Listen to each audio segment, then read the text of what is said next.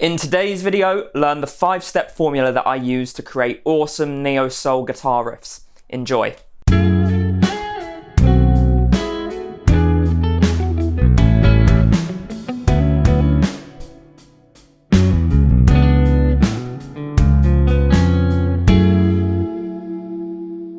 How's it going? I'm Dave and my channel is all about helping you create awesome neo-soul and R&B sounds on your guitar.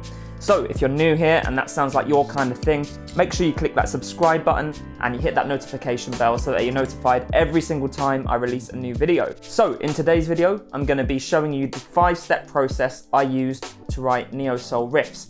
Now this is not the only way to write riffs, but this is a good formula that you can use if you're stuck or you have trouble writing ideas that you like. Now make sure you head down to my Patreon page down in the description, and all the resources from this lesson will be there available for you to download. There's lots of chord charts, lots of diagrams and tabs as well, so that'll be really helpful for you. So let's get straight into the lesson. The first step to writing an awesome neo-soul riff would be to create a basic chord progression. So there's a few different ways we can create a chord progression, and I'm going to show you 3 different ways you can come up with some nice sounding chord progressions. So the first way we could come up with a chord progression is by using the chord functions. Now each chord in a key has a particular function. So if we take the key of C, C major, D minor, E minor, F major, G major, A minor, and B diminished, each one of these chords has a particular function and they fall into one of 3 categories. So first of all, we've got tonic chords, chords 1, 3, and 6. So C, E minor, and A minor fall into the tonic chord category. Then we've got the subdominant chords, and chords 2 and 4, so D minor and F, fall into the subdominant category. Then chords 5 and 7, so G and B diminished, fall into the dominant section. Okay, so the key here is we want to start on a tonic chord, move around this cycle, so go tonic, then subdominant, then dominant, and then back to tonic again. And as we're going around this cycle, we're building tension in the chord progression. So the tonic chords sound nice and resolved and at home. The subdominant chords sound a little bit tense. They're like we're going away from that kind of stable feeling, but it's not too tense just yet. And then when we hit a dominant chord, that's where the tension really ramps up. And then we resolve that tension by landing on a tonic chord again. So for example, we could start on a C major, that's a tonic chord. Then we can move to a subdominant chord, D minor. Then we can move to the dominant chord, which would be G. And then we could resolve that tension back on C again. So let's take a listen to how that sounds.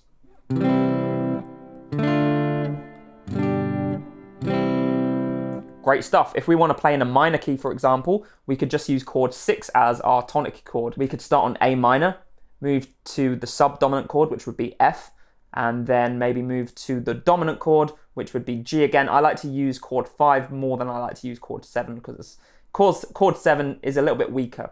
So chord 5 is always a good shout. So now we've got A minor, F, and G.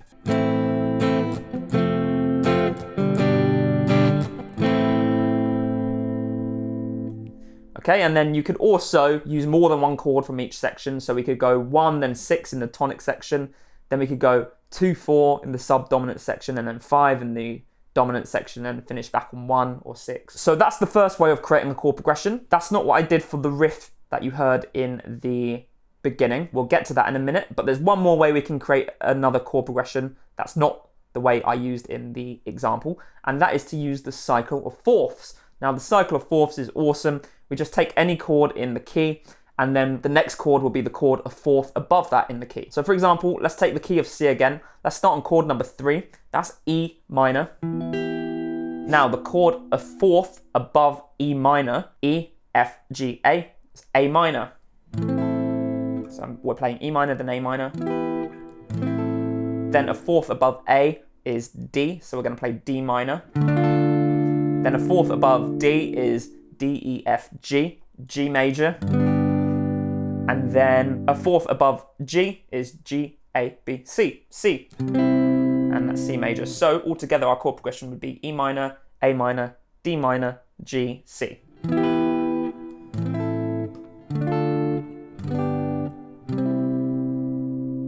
And the cool thing is you can start at any point of your key. So maybe we could even start at A minor. So we could go A minor, D minor, G major, C major, F major, B diminished, E minor, and then A minor. So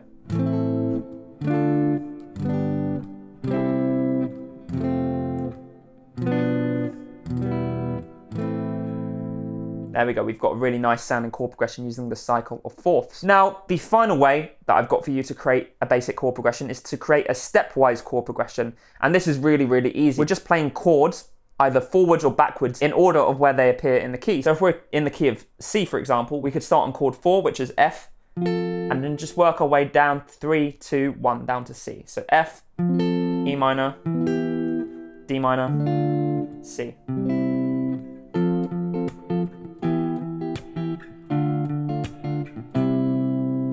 Work your way up, F, G, and then A minor, for example. And you can maybe work your way back down again.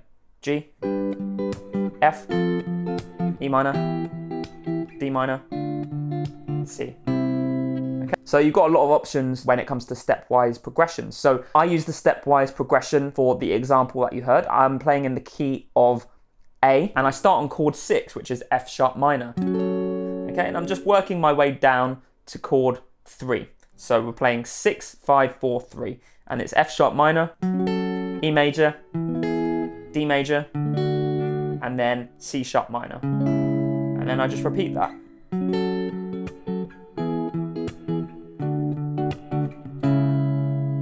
So that's the first step, to create a basic chord progression. Now let's move on to step number 2. Now step number 2 is to add passing chords to your chord progression. So at the moment our chord progression sounds a little vanilla. It sounds nice, but the real spiciness comes from these passing chords that we're going to use. Now I've done a video explaining 10 different types of passing chords, so you can check that out there if you don't know any passing chord types. I'm only going to cover a few here, and that's not going to be in a lot of detail. So definitely something to check out there. But let's apply this to the chord progression that we've already got. So once again, we've got F sharp minor, E major, D major, and then C sharp minor. Okay, so the first type of passing chord I used was a diminished 7th passing chord. Now you can use diminished 7th chords 1 fret below whatever the next chord in the chord progression is. What I'm doing is, before I play this E major, I'm playing a D sharp diminished 7th. Okay, a D sharp diminished 7th, we're playing 6 on the A, 7 on the D, 5 on the G, and 7 on the B string. And that really, really bridges the gap between the F sharp minor and the E major. So take a listen to that.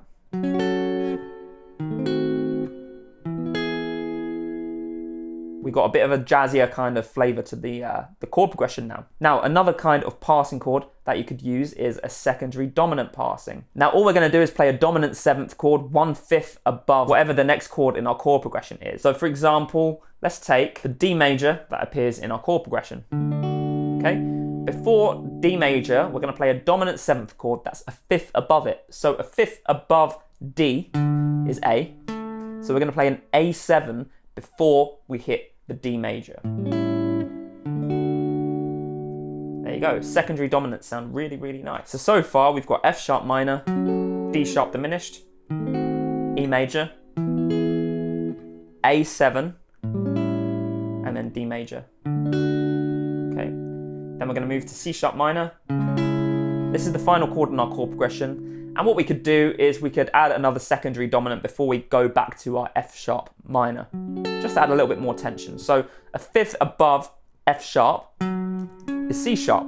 So we're already playing a C sharp minor. Now we can turn that into a C sharp 7. And that adds a little bit more tension leading into the F sharp minor. So altogether, our chord progression sounds like this. We're playing F sharp minor, D sharp diminished 7th, E, A7, D,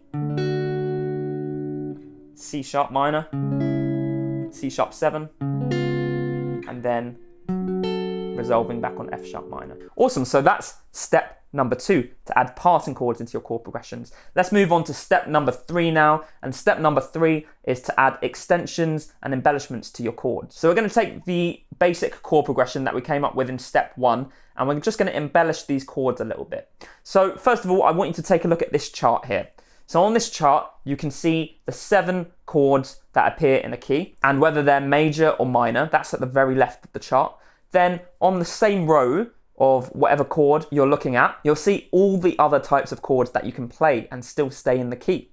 So for example, when I'm playing chord number 1, which is a major chord, I could also play a sus2 chord, a sus4 chord, a major 6 chord, a major 6-9 chord, a major 7 chord, a major 9 chord, a major 13 chord. So there's lots of different options there. And as you can see for chord 2, 3, 4, 5, 6, and 7, you've got tons and tons of different options. Now, if you want a copy of this diagram for yourself, along with chord charts for every single chord that appears here, make sure you head down to my Patreon page. As I said, it's all there at the link in the description. But let's take the chord progression that we've got now and apply this chart to the chord progression. So, F sharp minor. This is chord number 6.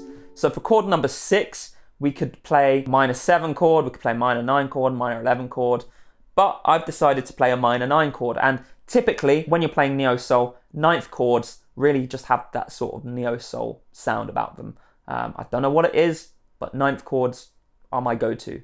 And sometimes I experiment with 11ths, 13ths and stuff like that. But generally, 9ths work really, really well. So I'm choosing an F sharp minor 9 here. Okay. Then of course we're going to use our passing chord, D sharp diminished, and move to E major. Now E major is the 5 chord in our key. Okay, so we're playing chord 5. And for chord 5, we could play a dominant 7, dominant 9, dominant 11, dominant 13, but I've decided to stick with a good old dominant 7 chord. Okay, so we're playing an E7. So altogether so far, F sharp minor 9, D sharp diminished 7th, E7, and then A7 is our passing chord. And now we're going to move to D major. So D major is the 4 chord in our key. The key is A, remember? There's lots of different options for chord number 4. So you can experiment with those, but again, I just chose a major 9 chord. Yeah, it just has that neo-soul vibe. And then we move on to chord 3, which is C sharp minor. Now for the C sharp minor, I used a very interesting chord. I used a C sharp minor 7 flat 9 chord. Adds a little bit of tension to the chord progression. It's a very nice sounding chord. Okay. And I do that before I hit the C sharp 7. And that is the chord progression embellished. So one more time, F sharp minor 9, D sharp diminished 7th, E7, A7, D major 9, C sharp minor 7 flat 9, and then C sharp 7. Awesome. So now we can move on to step number 4. Now step number 4 is to add some melody to this chord progression. So far we've just got a chord progression, it's not really a riff yet, and to make it into a riff we need to add some sort of element of melody. Now doing this was really, really easy. I just used the A major scale in between chords. So let's just take a little listen to what I've done. So F sharp minor 9, then I added this little melody before the D sharp diminished. Very simple. And then D sharp diminished. Then I added this. Okay, so this is using sixths. Okay, sixths are a very gorgeous sounding interval. Then move to the E7. Again, just notes from the A major scale. And there's no real kind of technique I used here except for just using my ear to kind of come up with something that works as a transition between the chords. So we're moving to A7 now, and then we're playing that. Just running up the pentatonic scale. Very, very, very simple. Then we're playing this D major 9, and before we hit the C sharp minor 7 flat 9, just descending the pentatonic scale. Again, very simple. Hit the chord, then play this as a little transition before the C sharp 7. And then what I did for the C sharp 7 is I played each note individually. So as you can see, The main thing here is to keep it very, very simple, but also, even though this might contradict what I've just said with keeping it simple, try and vary things a little bit. Try to make sure everything's not the same. Also, sometimes you don't need to play a melody. Sometimes you can just play a chord using a different rhythm. So for example, when I played the D major 9, there's a long pause after that, and sometimes pauses can be more effective than filling up the space with notes. And one more thing as well, you could maybe arpeggiate the chords, so you could play the notes one at a time.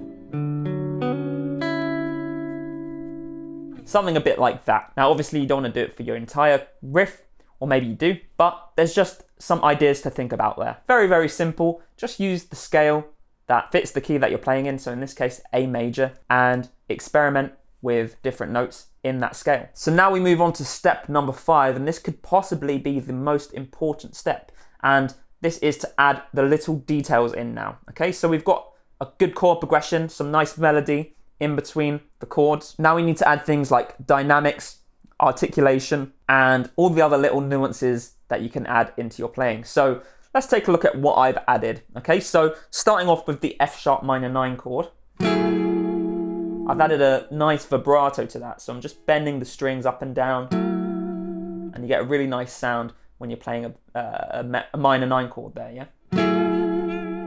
And then I'm sliding up to the 10th fret from the 9th fret, and then just sliding into another note here.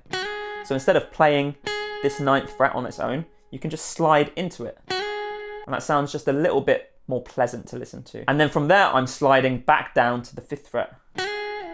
Okay, so I'm keeping everything sounding really smooth, trying not to pick things too much, as when you're picking every single note, you get quite an aggressive sound, and that's typically not what you want with neosoul. You want to keep everything nice and smooth and legato. Then I play that D sharp diminished chord. Nothing special about that really, I'm just playing it with my pick. Then I'm playing these 2 notes with the 6th intervals. Okay, again, sliding into both of them to create that legato sound. Playing the E7, nothing special about that. And then this little phrase here. Okay, pull-offs, lots of pull-offs. All right, just keeping it legato. We don't want to be... It gives it too much of an aggressive sound if we pick every single note. Then we're going to play... Okay, so with this A7, I did strum it a little bit harder just to amp the tension of that chord up a little bit and kind of crescendo the music a little bit. Because it contrasts what I do in the next bit. So I'm playing those 4 notes with quite a heavy palm mute. So there's a big contrast there in the dynamics, and that just makes things a bit more exciting to listen to. Then I'm playing this D major 9. So I'm hammering on the 4th fret of the G to the 6th fret of the G string. So this is called a grace note. So I technically want to be playing this 6th fret, but I use the 4th fret and hammer on to the 6th fret just to add a little bit more interest there. Again, pulling off here to get more legato sound for the melody before we hit the C sharp.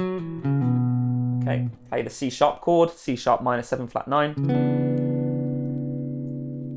And then this little transition melody.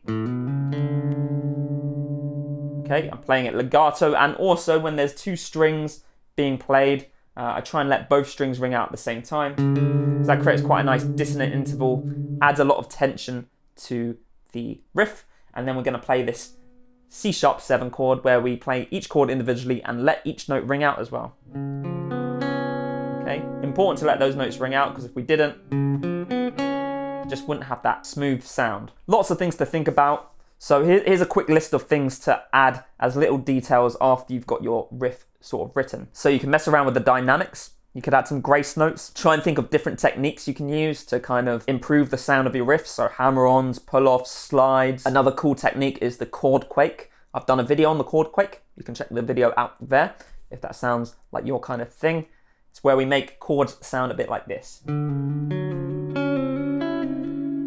Very, very nice neosoul technique there. Again, think about your articulation, how you're playing each note, adding vibrato in there, thinking about whether you want notes to be staccato or legato, so short and stabby versus nice and smooth.